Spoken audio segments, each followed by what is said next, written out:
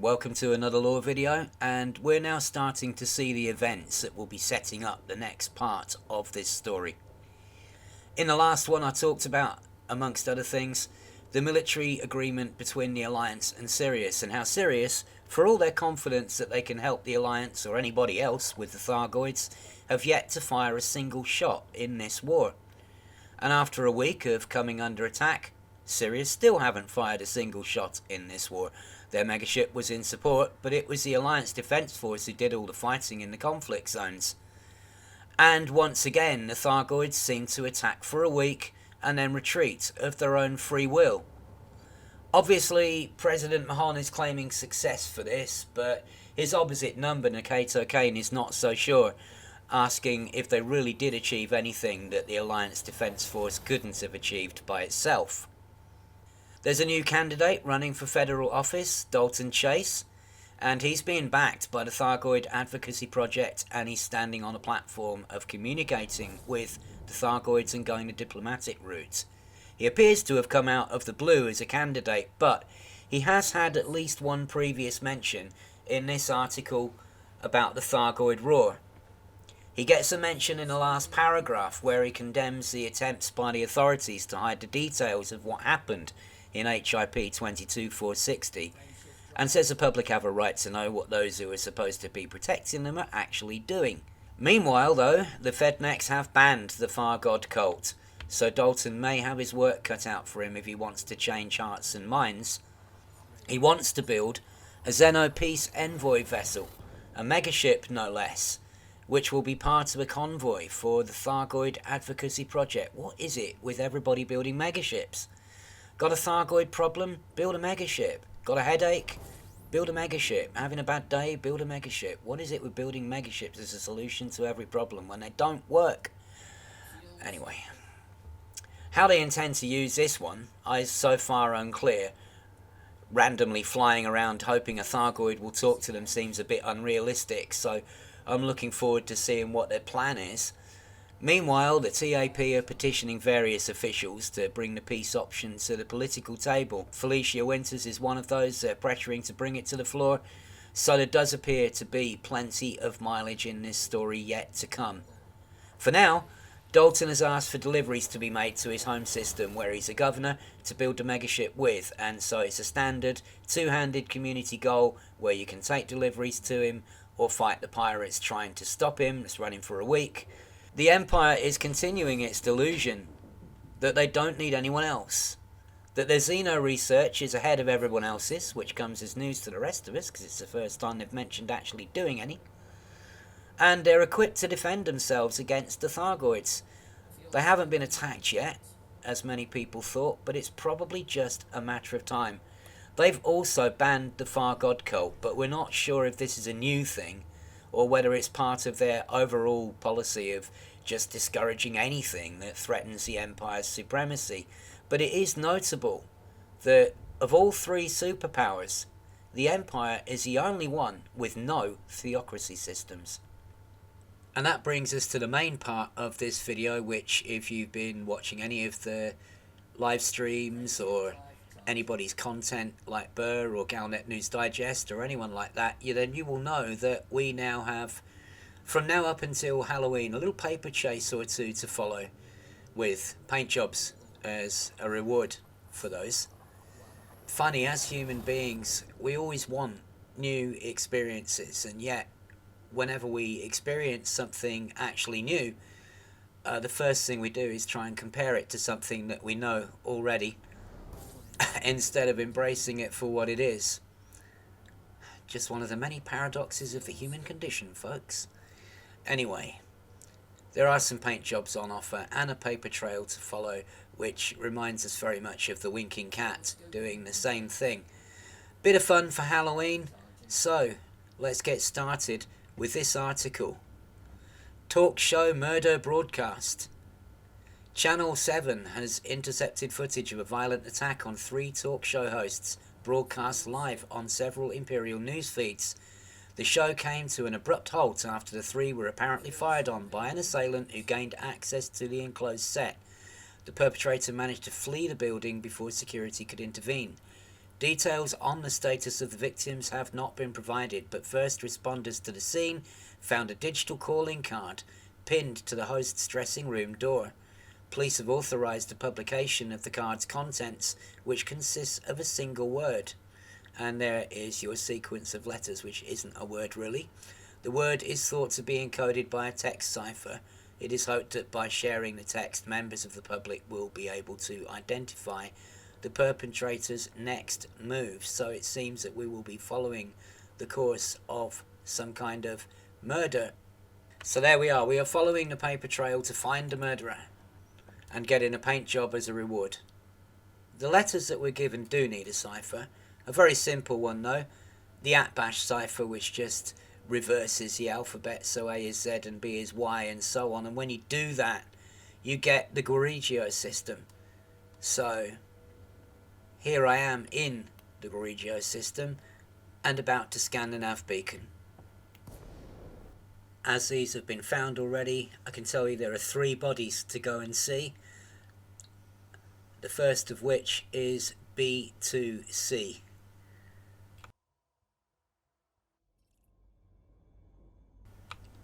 And as you can see, it's a fair distance away, so it's going to take us a little while to get there. Even if you have all your filters set to show the planet bases, the one that you're looking for will not show up immediately. So let's hit it with a DSS and see what happens.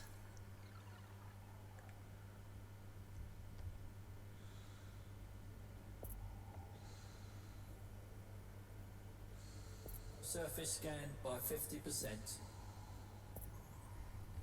Surface scan complete. And now we have a point of interest called the trial, with the telltale exploration tag, and a base called Vardy Prospecting with no tag, but that's the base that we'll be looking for, and a couple of distress beacons which may or may not be anything. But let's go to the trial first.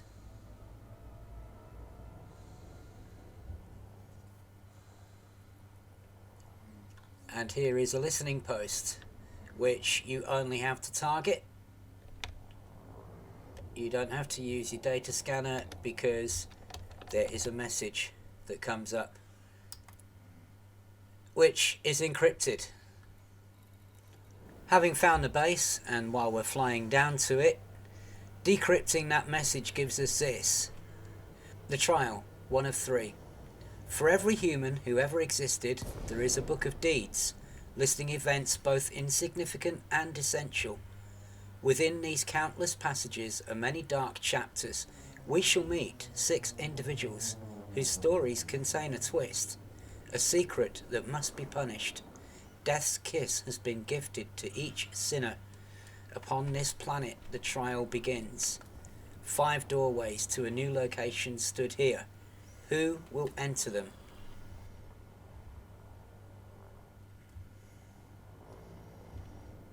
So here's the place, and it doesn't matter if you're on console or Horizons or an older version, it isn't just Odyssey.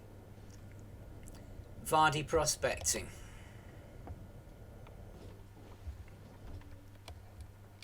As it happens, I'm already tricked out for Halloween anyway. I've been running the creepy cobwebs on the Asp Explorer for a while now, and the Halloween bats in the cockpit added the neon skulls string lights tonight. And on my SRV I've got Halloween spooky spiders which I got a couple of years ago. And yeah, looks like a mining base, lots of automatic mining extractors here. As I say, I don't know if they show up in Horizons as well, but I can't see why they wouldn't. Here we go then. The settlement log, uplinks. And I'm sure they've kept this accessible to everyone because these are the same kind of uplinks as we've seen many, many times before when landing on bases. You know the deal. Target them, scan them with your data link scanner, and you'll get a log from them. Okay, here are your 6 logs. The accused, 1 of 6. State name and occupation. Peter Canis, I'm a marine biologist. What the hell is going on here? Confirmed. Enter escape pod. State name and occupation. I'm Pavel Malinowski. I run a food stall on Burbank Orbital. Look, I'm a nobody. What do you want for it? Confirmed. Enter escape pod. State name and occupation. Violet Hassan. I design interactive entertainment programs. Confirmed. Enter escape pod. State name and occupation. I'm Robert Buchanan. I work in Starport Hangar Base. A mechanic, I mean. Please let us leave now. I have a family. Confirmed. Enter escape pod. State name and occupation. Whoever set this stupid prank up, I want you to know that I'm going to find you and break your legs. Jasmine Marquez, security officer. Confirmed. Enter escape pod.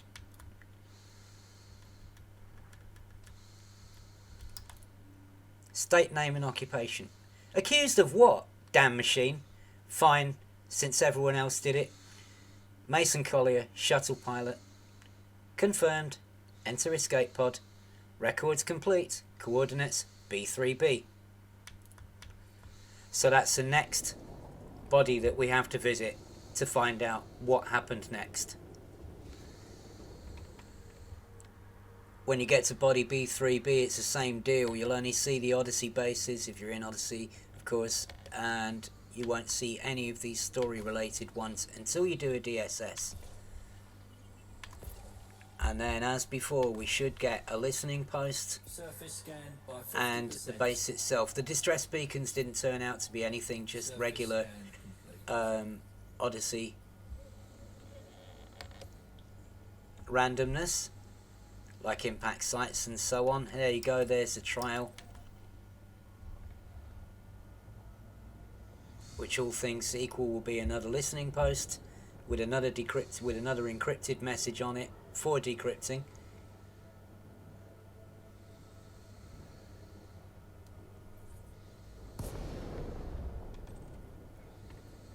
Yeah, and there it is. And again, only need to target it, don't need to use your data scanner, and you'll get a message from it.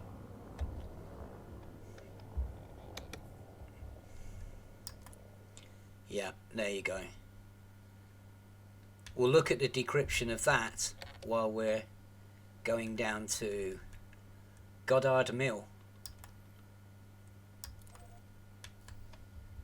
which is the associated planetary base.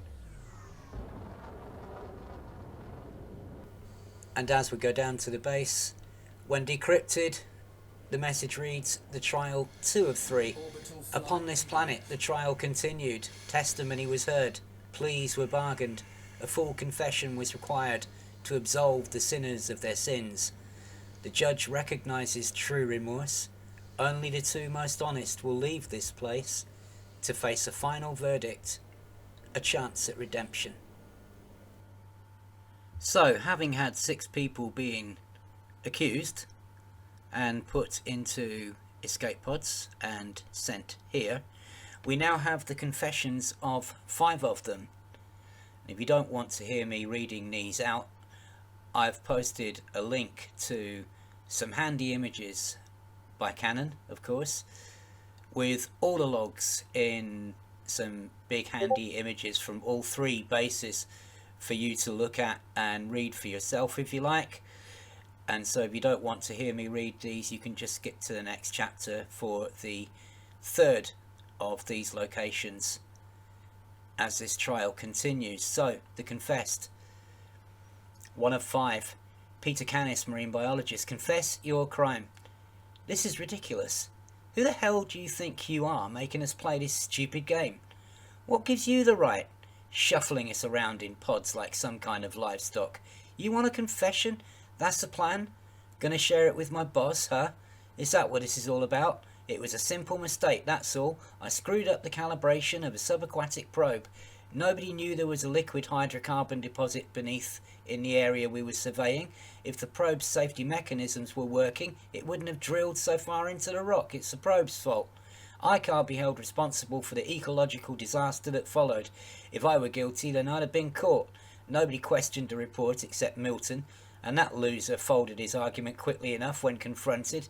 The death of those creatures. Look, I got into this field to preserve marine life, not harm it. It's not my fault, you have to believe me.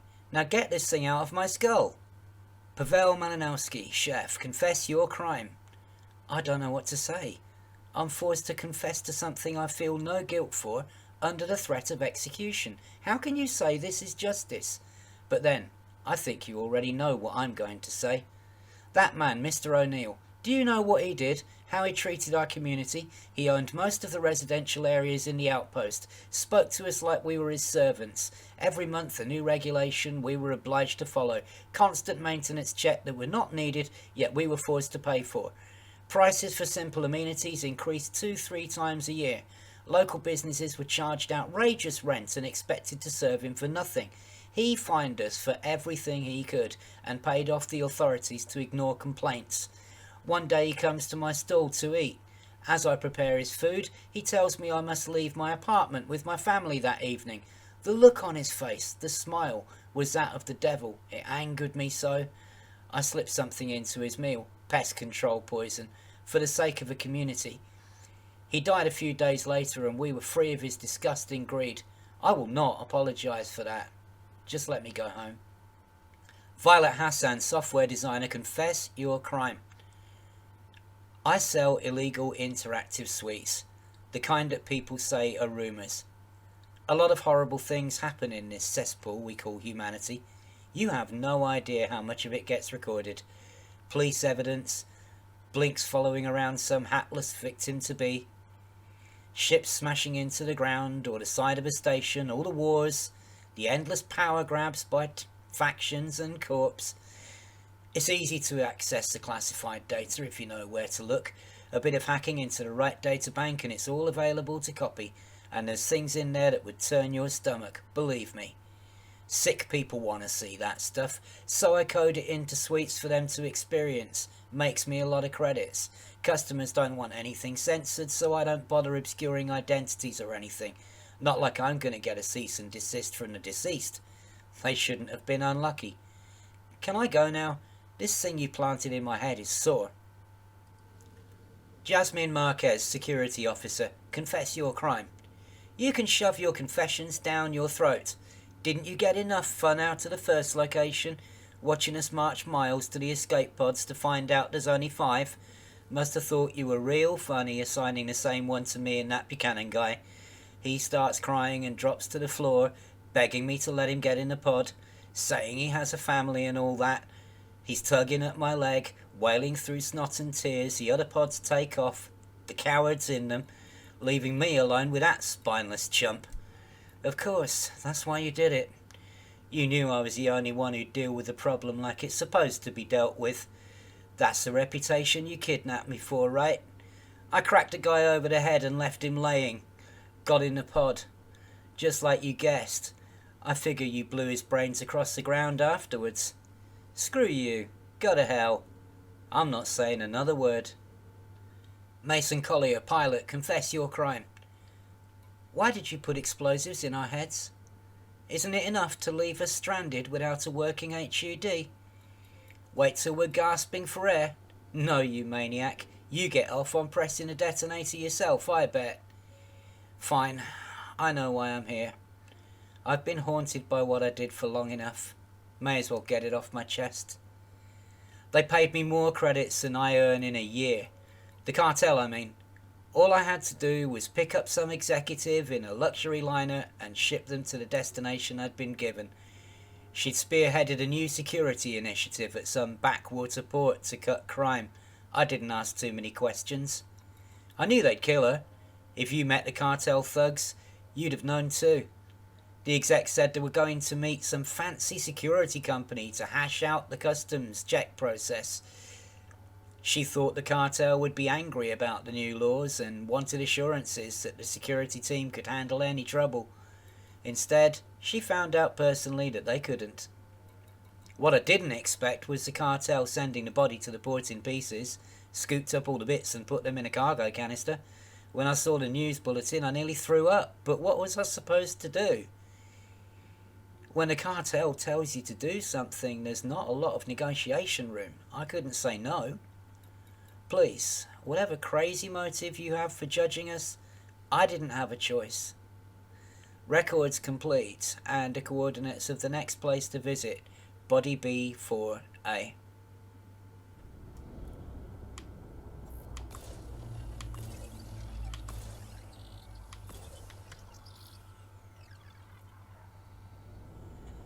Same deal. DSS will bring up the third part of the trial at listening post, and then a planetary base to follow, where we find out what happened after the 5 confessions were received. And at the moment, assuming that the reason we didn't get the other one was because the security officer knocked out Buchanan and left him lying there.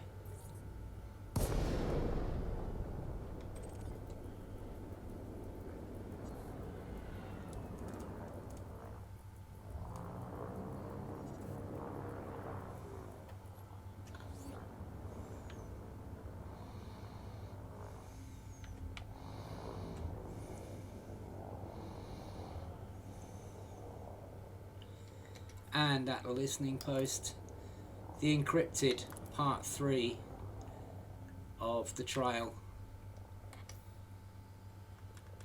which we will translate while we're going to the last location for today, Downey's junkyard. So as we fly down to the last planet base for this little story, the message decrypts as the trial 3 of 3. Upon this planet, the trial ends. Verdicts have been passed. Justice for all. Did you follow all of the court's proceedings? Will you discover how this story ends? I wonder what your book contains. What moments fill your record? Would you be considered innocent? Something to keep in mind for next time. So here we are then, the last 2 logs. Final judgment. Accused, 2 of 6, Pavel Malinowski. Accused, 3 of 6, Violet Hassan. The detonator will grant one of you freedom. Choose. What now? One of us has to push the button. What? Don't play dumb. We started as 6, now we're 2. They were never going to let both of us go. It says grant one of you freedom. Freedom from what? This place or life? Tough choice. I can't do it. I don't want to choose. Fine, I'll do it then. Wait, just wait, okay? Let me think. You said you didn't want to choose? I don't want to stay here any longer than I have to. Either my head explodes or I go free. Not a lot to think about. What if neither of us play? Both our heads explode. You can't know that for sure. Have you seen the scar on the back of my head? You have one too. Maybe it's a bluff. It's a good one. I'm going to Hey, why'd you take it? Would you just let me think, for pity's sake? There's nothing to think about. Press the button. End this. The others followed the rules as far as we know. Gave the murderer exactly what he wants. We've never been given a timer, so maybe there isn't one. We can find a way out of here. The cop didn't play by the rules. They're gone too. But that doesn't mean press the button. No! I want this to be over. Just give me the detonator, a button press, and one of us can go home. Good luck, Pavel. It doesn't have to be this way. We can both go home. I know it. Shut up. Give it to me. Stop. You'll... Oh no. Oh no. I'm so sorry. Final Judgment 2. The trial has come to an end. Pavel Malinowski was honest in his declaration. He followed all of my directives, eventually. And yet, given a final decision to make, Malinowski chose murder for the second time. A sin confessed and a sin committed. I have no more trials to offer. There is one last escape pod. Perhaps if Marquez had struck me with true ruthlessness, Malinowski would carry his guilt for the rest of his natural life. Thankfully, I am here to ensure his punishment is administered. The pod has been reprogrammed to enter the nearest star. The heat of judgment will purge his soul. Absolution awaits. After you've scanned all the logs, and I believe that it gets triggered by the last log on the third body, you will be awarded a livery for 4 ships, including the Asp Explorer, and it's this one, the Malevolent Demon. That's your reward for finding and scanning all the logs. When the next one will be, I have absolutely no idea. It could be tomorrow, it could be Monday, it could be one a week, one every few days. There's a livery looking very natty on the Asp Explorer. And I think the cobwebs would probably have to go, though. They clash a bit with it. As well as this kind of thing coming between now and Halloween, there are also going to be further developments in the aftermath chapter of this narrative as well, of course. So I get the feeling it won't be too long before another video goes up about one of the two, or both. Until then, look after yourselves, enjoy hunting down the logs for yourselves, grab yourself a free livery, why not? Saves you a few arcs, and I will see you next time as soon as there is more story-worthy stuff to look into. Watch your backs out there.